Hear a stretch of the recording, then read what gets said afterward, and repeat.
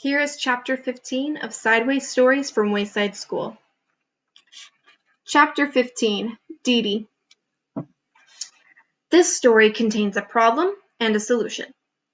Dee Dee was a mousy-looking kid. Unlike most children at Wayside School, she liked recess better than spelling.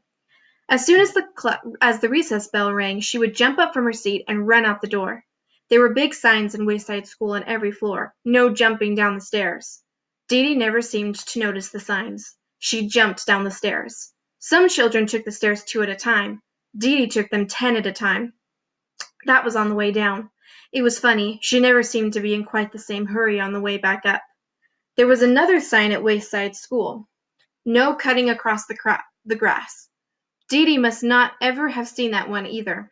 She cut across the grass and ran up to Louis, the yard teacher. "I want a green ball," Dee Dee said. The green balls were the best. "I'm all out of green balls," said Louis.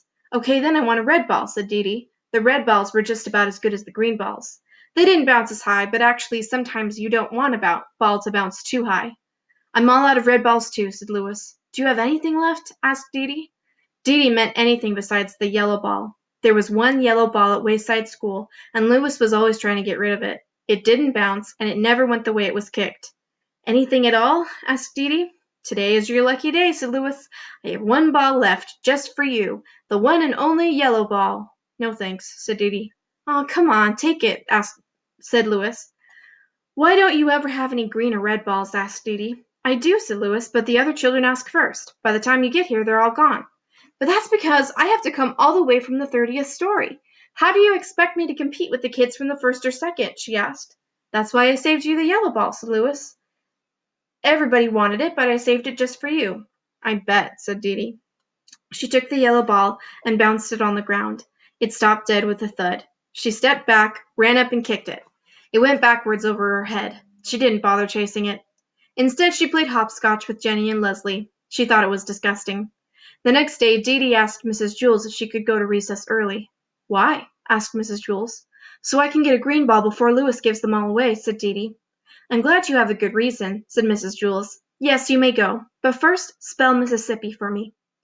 Spelling was not Dee Dee's best subject. By the time she finally got it right, she was 5 minutes late for recess. She jumped down the stairs, cut across the grass, and ran up to Louis. There were no green balls left. There were no red balls left either. However, there was still the yellow ball. Dee Dee played jump rope with Joy and Maricia. It was no better than hopscotch. So Dee Dee's problem was to figure out a way to get a green ball, or at least a red ball. You already know that this story also contains a solution. Dee Dee figured it out. See if you can too. Remember everything you know about Dee Dee, Wayside School, and Mrs. Jules. Hint: the next day, Dee Dee brought a cream cheese and jelly sandwich, some nuts, and shredded cheese in her lunchbox. Here's what happened. Just before recess, Dee Dee smeared the cream cheese and jelly all over her face.